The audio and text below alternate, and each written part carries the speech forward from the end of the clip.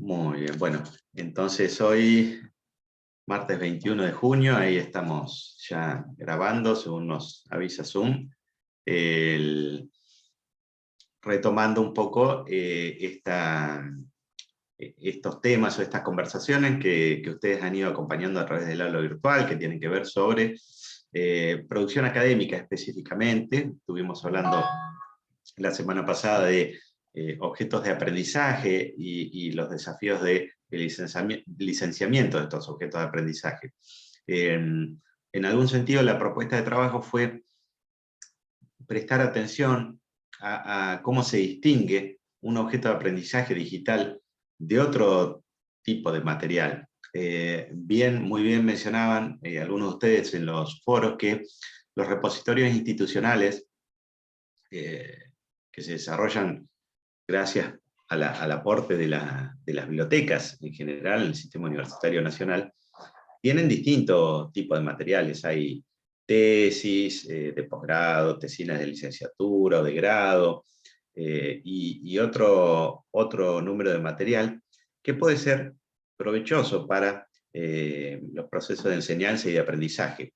Y es cierto, un poco el foco que hacíamos la semana pasada, es que están apareciendo, hay todo un recorrido de lo que podemos llamar recursos educativos o recursos educativos abiertos, parte de los cuales son los objetos de aprendizaje digital. Nosotros fuimos guiando la charla para este tipo de documentos porque son muy particulares, y de hecho recién, digamos, fuera de grabación, conversábamos con Emilia respecto de un formulario de descripción de objetos de aprendizaje que quedó ahí a disposición en el aula virtual. Algunos de los participantes hicieron el intento de registrar, hay algunos registros ahí, se enfrentaron al desafío, ¿no?, a describir un objeto de aprendizaje digital. Y ahí aparecen muchas cuestiones dando vuelta respecto de eso. Ahí vamos a intentar compartir un cachito. No, me fui, esto no es la pantalla. A ver, ahora sí. Vamos a ver si podemos compartir el formulario para completar un objeto de aprendizaje y por qué puede ser relevante esto en nuestro contexto de esta capacitación. Ahí estamos viendo el formulario. Veremos que hay atributos o datos comunes a los distintos objetos, por ejemplo, el título, el idioma, o quién es el autor, la fecha de creación. Esos son datos comunes a, por ejemplo, si quieren, una tesis de grado, de posgrado, y también para los objetos de aprendizaje. Y después, muy rápidamente, vamos encontrando ya características propias, como pueden ser las propias palabras clave, o la estructura del objeto de aprendizaje. Ahí hay alguna distinción, hay alguna ayuda, qué significa una cosa y otra, es una guía, y en definitiva, estos detalles propios del objeto, muchas veces los puede definir el propio creador, el propio autor. Un objeto de aprendizaje puede ser, por supuesto, un video o un objeto hipermedial, pero puede ser complejo en cuanto a estructura. En un objeto de aprendizaje puede estar incluida la cuestión discursiva, la presentación de una temática, pero también puede estar incluida la evaluación de la misma, ¿no? El propio objeto puede ser estructurado en ese sentido. En algunas oportunidades nos encontramos a veces en un aula virtual con que tenemos que descargar algo e instalarlo en nuestra compu, y en definitiva es el propio objeto de aprendizaje, ¿no?, con una instalación local que conlleva también alguna autotest o algo por el estilo que completamos ahí. Bueno, entonces ahí ya tenemos como una estructura que define la complejidad del objeto. Y esto sí es distinto a lo que uno puede imaginar que sea una tesis de grado o de posgrado, que es un documento narrado, se asocia mucho a un libro o a una monografía. Y después, bueno, otras instancias muy propias, y en particular todo este desafío que impone la autoría y otras contribuciones. Y acá ya nos acercamos mucho a la cuestión de los créditos, a reconocer el autor y quienes han participado en la creación de ese objeto, ¿no? El WhatsApp, así ella te manda y le pasás, ¿vos tenés el link ahí o no? No, sí, yo no recuerdo. ¿Qué tenés, usuario ahí? Muy bueno. Bien, entonces hay distintos roles. Ahí en el formulario encontramos o observamos distintos roles de personas que colaboran o pueden llegar a colaborar, no son exigibles, en la creación, supongamos, de un material audiovisual, un objeto de aprendizaje audiovisual, ¿no? Nosotros hemos recorrido durante la pandemia la creación, en muchos casos, de videos, ¿no? Que intentaban acercar al estudiante, digamos, a lo que era una clase presencial previa, ¿no? Y ahí hemos hecho lo mejor que pudimos, y también en muchos casos nos hemos dado cuenta, me ha pasado a mí, que necesitábamos por ahí una ayuda, a veces alguien que lo revisara, o a veces alguien que nos aportara cuestiones tecnológicas, ¿no? Es decir, ¿qué lo hago de esta forma, de esta otra? ¿Cómo uso, cómo comparto, cómo me pueden ver mi cara más la pantalla de una presentación en un video hecho con OBS o con algún otro producto? O en definitiva, a veces nos poníamos a grabar una clase y cuando terminábamos de grabar veíamos que llevaba 1 hora de video, ¿no? Entonces decíamos, pucha, podría haber dicho lo mismo en menos tiempo, podría haber compartido en menos tiempo los mismos conceptos, y ahí aparece la figura, supongamos, del guionista, que me puede dar una mano, decir, mirá, si querés desarrollar tu objetivo o tu expectativa de logro es tal, podés desarrollar de mejor manera tu speech así o así. Entonces están los guionistas. Y eso, en definitiva, es dar crédito a las personas que han participado. ¿Y qué es lo importante de esto? Un poco lo que charlamos respecto del licenciamiento. Aquello que lo tenemos muy internalizado, supongamos, cuando escribimos un libro, ¿no? El autor es el autor y tiene sus derechos de autoría. Y después a quien edita el libro ese, a la editorial que fuese, le cedemos, ¿sí? Un número de derechos que suelen decirse derechos comerciales, ¿no? Para su distribución o lo que fuera. Y a veces cuando agarramos un libro, miramos las primeras páginas y por un lado está el copyright o la mención del autor, fulano de tal, y después dice, además, otra cosa, que es otra cosa distinta, que dice todos los derechos reservados, ¿no? Y eso significa que, según nuestra legislación vigente, ese libro no se puede fotocopiar, no se puede reproducir de ninguna manera, salvo que tengamos el permiso o la anuencia del editor. Y ahí pegamos de vuelta un salto enorme a nuestra dinámica como docentes. Nosotros en nuestro aula virtual, en Moodle UNS, por dar el ejemplo, solemos como docentes subir mucho material, y a veces mucho material de producción propia, desde una tarea o una guía de trabajos prácticos, o una guía de lectura, ¿no? O una grabación propia, o un tutorial hecho por nosotros mismos, lo subimos ahí, lo ponemos a disposición, ¿no? Y en un acto muy propio del proceso de enseñanza, ¿sí? Produzco una serie de objetos de aprendizaje para compartir con los estudiantes. Y es cierto que no es común que prestemos atención a los derechos de autoría, pero también de los derechos conexos, aquellos de reproducción y de uso. Entonces, un poco, por un lado tenemos este formulario para describir un objeto de aprendizaje que intenta ilustrar las distintas complejidades de un objeto. Pero por otro, también muestra el reconocimiento de los créditos, ¿no? Quienes nos han ayudado. ¿Para qué? Más que nada, para poner en alerta al lector de este objeto de aprendizaje digital de quienes han participado ahí. Por otro lado, nosotros deberíamos acompañar a estos objetos de aprendizaje digitales de algún tipo de licencia o de licenciamiento. Es decir, una mención explícita respecto de cómo compartimos estos objetos. ¿Por qué? Porque, a ver, bueno, hay una cuestión cotidiana, ¿no? Una cuestión casi de rutina. Subimos objetos de aprendizaje a Moodle UNS y nuestros estudiantes lo usan. Lo descargan, lo abren, lo copian, lo imprimen eventualmente.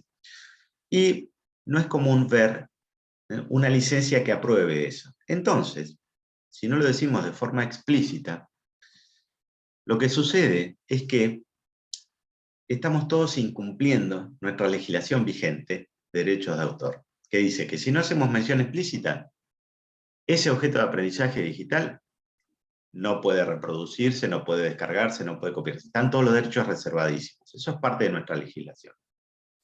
Entonces, esta contradicción podría ser, ¿no?, de la práctica habitual, de la práctica común y de la ley de propiedad intelectual vigente, hace que aparezcan un número de formas, que son las licencias de acceso abierto, de Creative Commons, que acompañan a esta dinámica de trabajo habitual, que es compartir para que el otro use, copie o distribuya, y estar dentro del marco legal vigente. Entonces, nosotros ahí tenemos un sitio propio en Argentina, que es el que estamos visualizando ahora, ¿no? Las licencias, muchas veces nosotros decimos Creative Commons, están, o históricamente se las asoció a los izquierdos de autor, de alguna manera. Es una forma de compartir dentro de la legislación vigente, sin contradecirla, dentro de nuestra ley de propiedad intelectual, compartir objetos digitales, ¿no? Por supuesto que con Juan Pablo en la primera unidad habíamos visto que para crear una producción propia, sea una guía de lectura, un apunte de cátedra, un video o una presentación PowerPoint, debíamos usar elementos que estuvieran compartidos en acceso abierto o tener el permiso de la fuente y mencionarla para usarlo allí, ¿no? Una imagen que pongo en una presentación, que la obtengo de internet, en principio tenemos que suponer que no podría usarla, ¿no?, porque tiene todos los derechos reservados, a menos que la extraiga de algún sitio web que provea imágenes en acceso abierto y esté explicitada la licencia ahí, y aparte nosotros hagamos mención a la fuente. Todos estos desafíos, estas problemáticas y demás, están tratadas por esta organización, que es Creative Commons Argentina, que corresponde a una organización internacional, pero en particular ajusta los detalles a nuestro país. Entonces ahí verán que hay un número de información, de tutoriales, de presentaciones, de webinars, que tratan estas tensiones, ¿no?, entre el derecho de autor y el derecho de acceso a la información, de buena manera. Pero aparte, hay un apartado ahí que dice licencias, ¿no?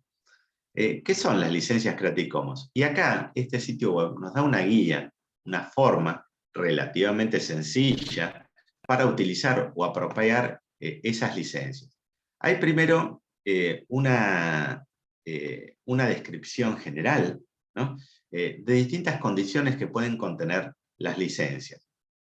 En todos los casos, cuando en un objeto de aprendizaje creado por mí mismo le aplico alguna licencia de estas, cualquier otra persona que lo use debe mencionar la fuente, nos debe reconocer como autores. Eso está incluido en todas las licencias. No es que libero completamente y cualquiera se puede arrogar la autoría. No, no, en absoluto, ¿no? Lo tiene que mencionar.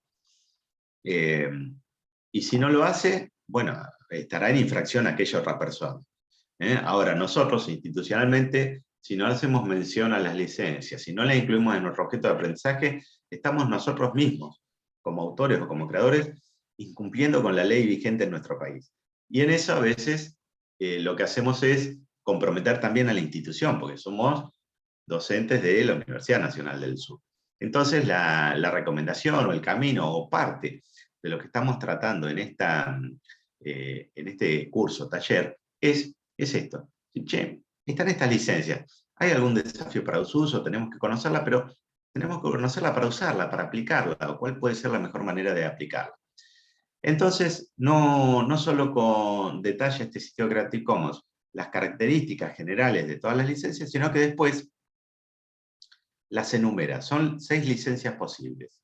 Acá vemos las dos primeras, la licencia CC BY, la otra CC BY SA, atribución y reconocimiento compartir igual. Esas dos licencias son las licencias libres, que se denominan. Son las que están directamente relacionadas con el concepto de acceso abierto al que adherimos en general las bibliotecas universitarias, a través de nuestro Sistema Nacional de Repositorios, pero también preexistente a eso. Hay otras licencias también, Creative Commons, que pueden ser usadas, que no necesariamente son libres, porque fíjense, la tercera que aparece, dice, bueno, se permite la generación de obra derivada. ¿Qué es una obra derivada? Supongamos que nosotros hacemos en 2022 un apunte de cátedra, ¿no? Para la materia en la que estemos o lo que fuera, un apunte. Genial. Y el año que viene, 2023, agarramos y le tenemos que agregar tal o cual sección, actualizar la información porque cambió el contexto. Bueno, hacemos otro apunte de cátedra, que está fuertemente basado en el anterior que hicimos. Bueno, ese siguiente apunte de cátedra es una obra derivada, porque está basado en la estructura anterior, pero actualizado. Podrá tener una sección más, o cambiado los contenidos en algún sentido. Y eso, si bien soy yo mismo el autor de la obra derivada de una obra previa mía, son dos obras distintas. Y tiene que estar especificado eso. Bueno, esta tercera opción que dice la licencia atribución no comercial, dice, bueno, se pueden hacer obras derivadas. Ahora, que la obra derivada no tenga fines comerciales, ¿no? Entonces, ustedes cuando escriben un apunte de cátedra, si cualquier otra persona lo encuentra, tiene una licencia de este estilo, by NC, el que crea esa otra obra no puede hacer dinero o no puede lucrar con esa obra derivada porque se lo impidió de esta manera. Y si lucra, bueno, podré llevar adelante algunas acciones legales. Y ahí sí tenemos 6 licencias posibles. Ahora, no solo eso, sino este sitio web también me ayuda a seleccionar una licencia. Si esto no me queda claro, el recorrido, lo que fuera, ¿no? Podemos hacer un clic ahí donde decía escoger la licencia y nos va preguntando varias cosas, ¿no? Por ejemplo, ¿quiere permitir que se compartan adaptaciones de su obra? ¿Quiere permitir usos comerciales? Bueno, ¿no?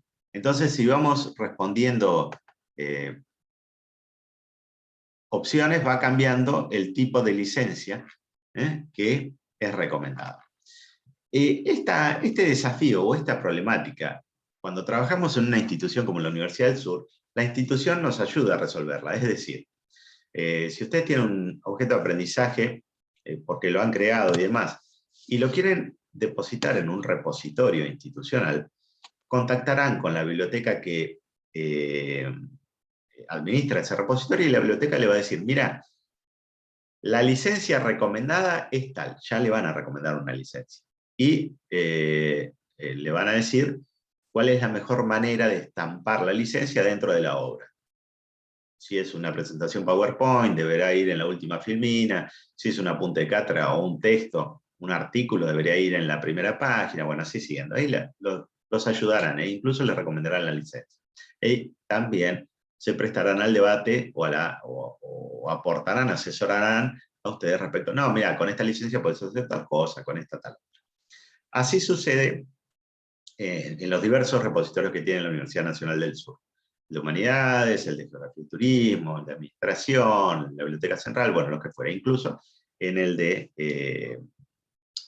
tesis de posgrado que administra la universidad. Entonces ahí hay todo un acompañamiento. ¿Por qué? Bueno, porque describir un objeto de aprendizaje tiene su complejidad, porque escoger una licencia también. Y en eso, sí, las bibliotecas acompañan todo este desarrollo.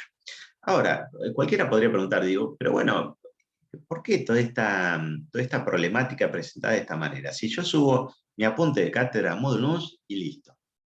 Y no, si queremos estar dentro de de la reglamentación vigente, cumplir con los distintos aspectos legales, nuestros sujetos de aprendizaje deberían tener, o tienen que tener una licencia, porque si no, tienen todos los derechos reservados. ¿Qué quiere decir? Que si subo, supongamos, un apunte de cátedra, Moodle, y no tiene una licencia explícita, la que fuera, alguna de estas u otra, el estudiante no podría ni siquiera descargarlo ni abrir ese apunte de cátedra en la web.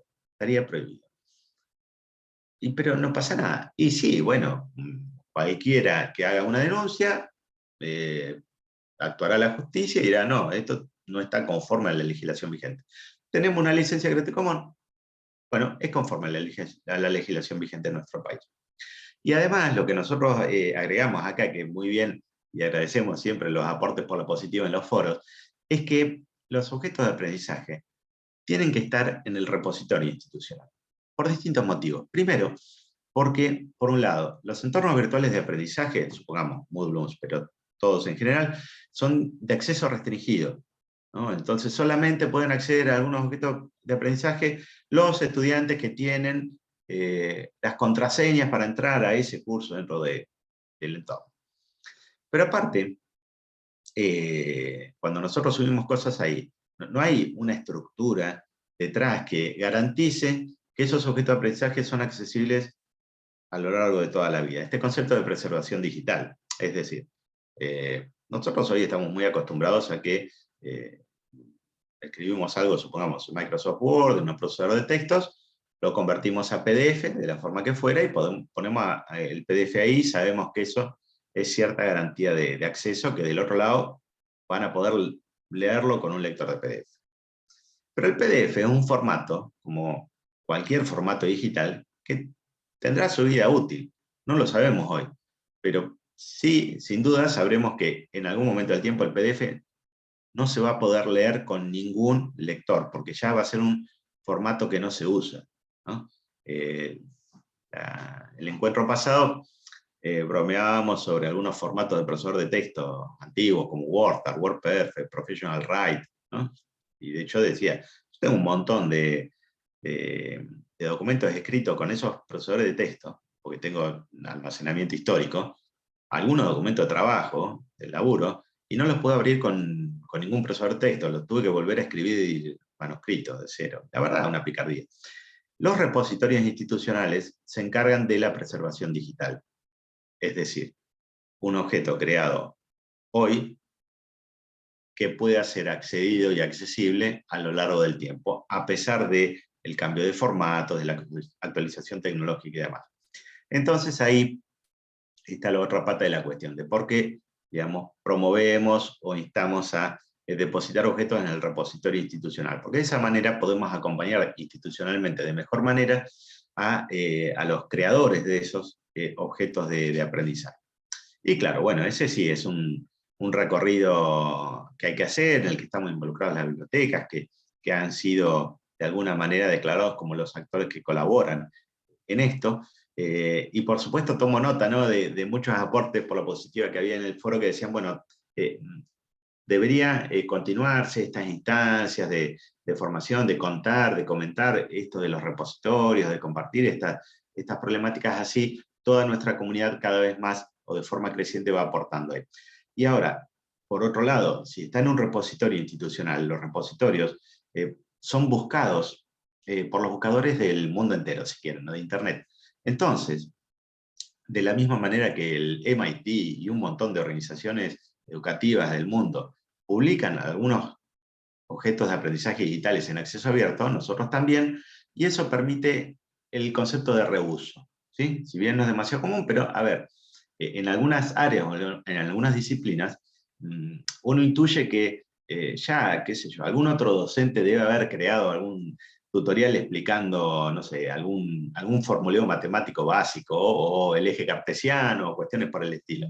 Entonces, esto de que estén los objetos de aprendizaje digitales en un repositorio institucional en acceso abierto, permite o posibilita que, bueno, que reuse ese material de ese otro docente, mencionando la fuente y diciendo, bueno, el eje cartesiano, solo por ejemplificar con algo, lo tomamos y del objeto de aprendizaje digital preparado por tal profesor de tal institución de tal país.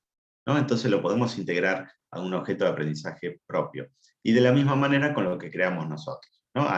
Entonces hay un ecosistema de creación y de uso de objetos de aprendizaje digitales que se ve favorecido por la cuestión de los repositorios institucionales, pero también con las licencias con las que compartimos los mismos.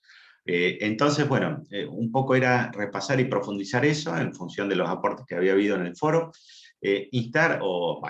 motivar a que hagan la experiencia de escribir un objeto de aprendizaje digital a través de ese formulario, de hacer consultas en ese sentido a través del foro, che, ¿qué significa esto? ¿Qué significa aquello? ¿O para qué sirve que describa el objeto con tanto detenimiento en el repositorio institucional? En general las respuestas van por este lado. Bueno, con eso favorecemos el reuso, la reutilización, o el que otro que necesita, supongamos para su propio proceso de enseñanza o para el propio proceso de aprendizaje, pueda encontrar ese objeto en nuestro repositorio. Así que bueno, un poco por ahí van los tiros, y bueno, era dejar un espacio también para la interacción, para que cada uno de ustedes nos puedan plantear algún desafío o alguna problemática que vean con estos temas en particular. Y decir también, antes de concluir, esto que los objetos de aprendizaje también se distinguen de otro tipo de recurso digital que está en los repositorios por su volumen. Si nosotros producimos mucha más cantidad de objetos de aprendizaje que tesis de posgrado, si quieren. Entonces, esa cuestión de volumen hace que, como propuesta institucional, se contemple que el propio creador haga autoarchivo del objeto de aprendizaje. Supongamos, en las tesis de posgrado, no me acuerdo los números de estos últimos años, pero la UNI tiene en promedio, creo que era 80 tesis de posgrado por año, toda la universidad.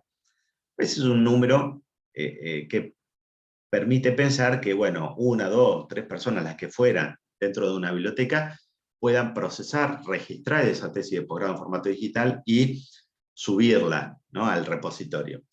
Con los objetos de aprendizaje eso no es factible, primero por todos los docentes de la UNI, que se cuentan miles, producen objetos de aprendizaje. Entonces, no pareciera que haya una estructura centralizada que permita escribirlos, por más que desde alguna biblioteca o de las distintas bibliotecas podamos acompañar. Entonces hace pensar en esta noción de autoarchivo, y por eso se justifica también parte de este curso taller, ¿no? Proponerles enfrentarse a este formulario, los desafíos que implica, pero bueno, es una primera aproximación, reconociendo al propio docente, al especialista de ese objeto de aprendizaje, porque es el que lo creó, sabe qué destino va a tener, qué espera, qué expectativa de logro tienen y demás. Así que bueno, era redondear con esa noción también, porque es una de las propuestas de laburo subyacentes. Así que bueno, era comentar eso durante el día de hoy, quedar atento a las inquietudes que puedan compartir ahora, y por supuesto sí, bueno, es proponerles para la próxima semana que viene a partir de este encuentro, hacer algún trabajo con las licencias Creative Commons, y sí, tratar de completar, hacer el esfuerzo de completar ese formulario para algún objeto de aprendizaje en particular, y las dudas ir charlándolas.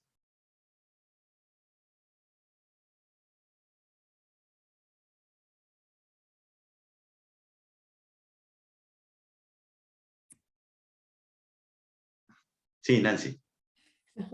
Me parece que voy a hacer una pregunta muy tonta, pero me asaltó la inquietud recién cuando lo describías. A veces nosotros preferimos usar esta licencia Creative Commons que impide el uso comercial. Permite obra derivada, pero impide el uso comercial. En todo caso, ¿el autor se puede estar impidiendo a sí mismo el uso comercial de una futura obra derivada? Entonces es preferible que no lo hacemos, claro. Bien, Sí, muchas sí, esos gracias. son...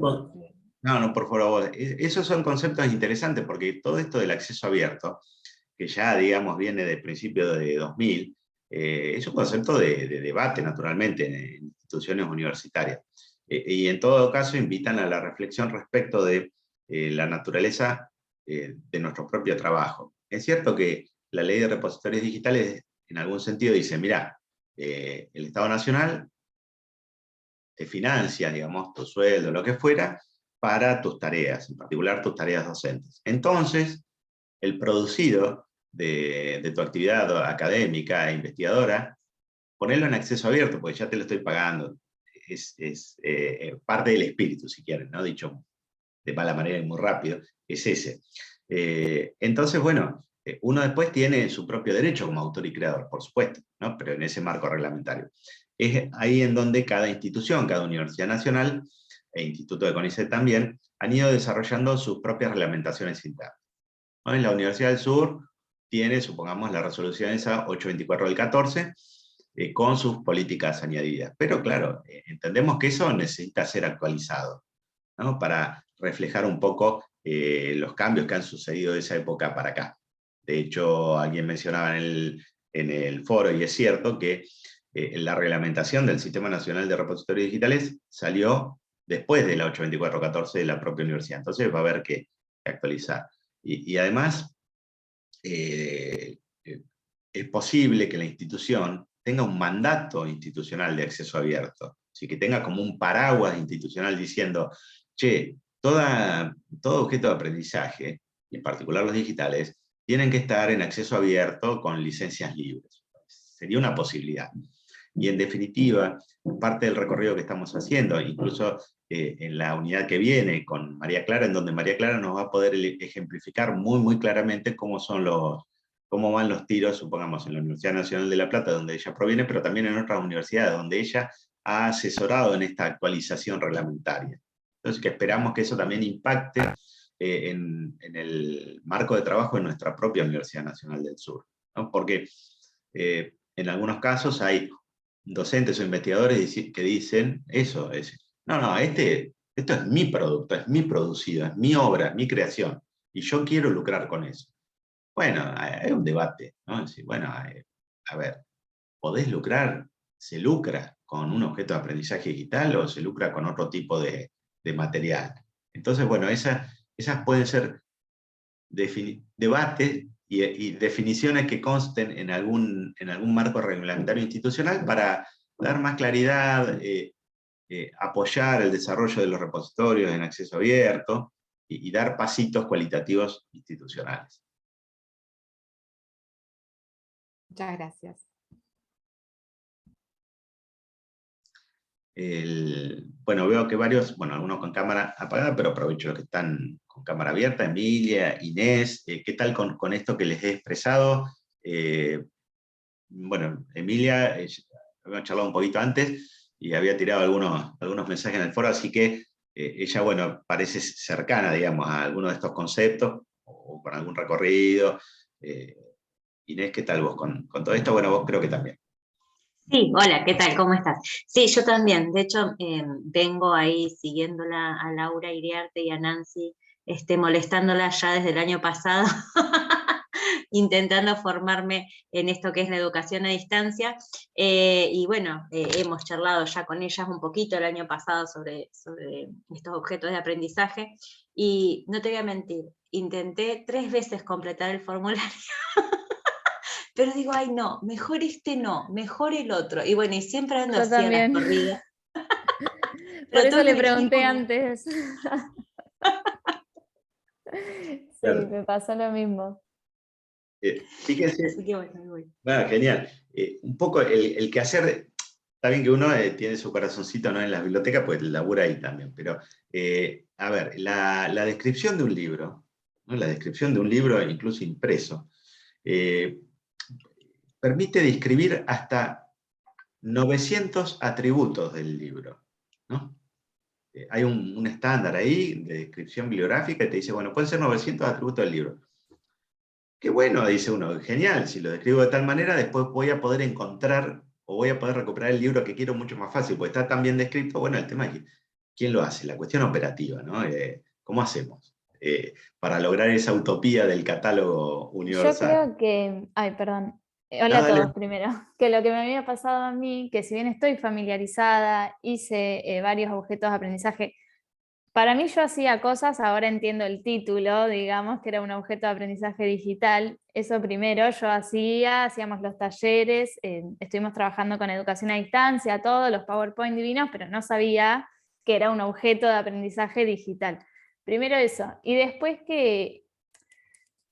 y en el mismo sentido, digamos, no le prestaba tanta atención a esto. Por eso creo que me costaba tanto rellenar el formulario. Y bueno, ¿y quién sería el guionista? ¿Y quién sería? Porque nosotros lo hacíamos en equipo por trabajar así, pero nunca le prestamos tanta atención. Y a lo último le poníamos nuestros nombres al menos y ya creíamos que con eso alcanzaba. Entonces yo creo que más que nada por eso me costaba, y ahora que estuvimos charlando al principio, y con esta clase, digamos, le entendí un poco más de que está bueno también reconocer el trabajo del otro, y que el estudiante o el que lo esté viendo sepa realmente cuántos colaboraron para hacer eso. Más que nada, eso me pasó. Genial, sí, sí, es tal cual, Emilia. Gracias, digamos, por ese aporte. Van los tiros ahí. Y es cierto que, claro, en general lo que uno observa es que están bien creados la mayor parte de los objetos. Entonces, en función de eso, observamos que con un poquito, digamos, podemos estar mucho mejor. Esa es la visión. Por supuesto, ese formulario puede ser agobiante en la cantidad de cosas que hay, pero la idea era proponerles eso, ¿no? Chocarnos, hacer la experiencia de ese formulario. Ver qué tal, qué cosas van, qué cosas no. Y la mayor parte de los atributos que tenemos que describir ahí los conoce el que crea el objeto. No, es muy difícil que otro lo conozca. Entonces, también iba muy de la mano, un poquito oculto, esta noción del autoarchivo. Es decir, che, mira, podemos estar un poquito mejor, ¿no? Pero si lo describís acá, es más fácil, se va a poder encontrar más fácilmente. Y charlábamos un poco en la clase pasada. Yo he tenido algún recorrido en algunas cátedras de matemática. Claudia está levantando la mano. Me callo y la escuchamos a Claudia. Hola, ¿qué tal? Estoy en el trabajo y hay muchos chicos dando vueltas, por eso no prendo la cámara. Y me van a disculpar el bullicio de fondo. Yo quería hacerte una consulta por esto de los objetos de aprendizaje, ¿no? Obviamente, yo aparte de ser bibliotecaria, soy docente también. Y me doy cuenta, como decía Emilia, ¿no? Cuánto me faltaba para referenciar todas mis fuentes, bueno, darme cuenta de que estaba produciendo un objeto, ¿no? Que es un producto intelectual. Pero más allá de eso, me ha pasado esta necesidad muchas veces de compartir con compañeros estos objetos de aprendizaje, porque en realidad uno se enriquece, pero también desde la biblioteca. Por ahora lo que yo noto es que estamos hablando de objetos de aprendizaje siempre desde el docente, pero en la biblioteca muchas veces se producen proyectos que también tienen objetivos, fundamentaciones. Nosotros, yo y mi otra compañera, como somos docentes, la planificación es fundamental. El proyecto se arma con ciertos aspectos, y nos pasa hoy que bueno, Región 22, que es la provincia de Buenos Aires, la que nuclea a todos los bibliotecarios, hay un montón de trabajo hecho. También se podría hablar de un repositorio pura y exclusivamente de objetos de aprendizaje desde las bibliotecas, ¿o no? ¿Es Sí, correcto? sí, por supuesto. Destaco dos cosas de lo que dijiste. Primero, estamos poniendo en valor creaciones propias, que a veces por ahí no le damos esa entidad, ¿no? al objeto de aprendizaje digital, en general como docente. Pero por supuesto, desde las bibliotecas, parte del quehacer del propio, ¿no? La alfabetización que se hace desde la biblioteca. Digamos. Sí. Por supuesto que hay una cantidad de autores que hablan de la centralidad de la biblioteca en el propio sistema educativo. Bueno, no entremos en ese terreno, pero sí, por supuesto. Y hay un número de objetos de aprendizaje ahí existentes, con el solo hecho de depositarlo en un repositorio, colabora en la difusión, en la jerarquización, si querés, de la propia tarea, en el acompañamiento mismo, ¿no? Entonces, por supuesto, sí, sí, hay que hacer ese camino. Y la idea es acompañar. Gracias, gracias.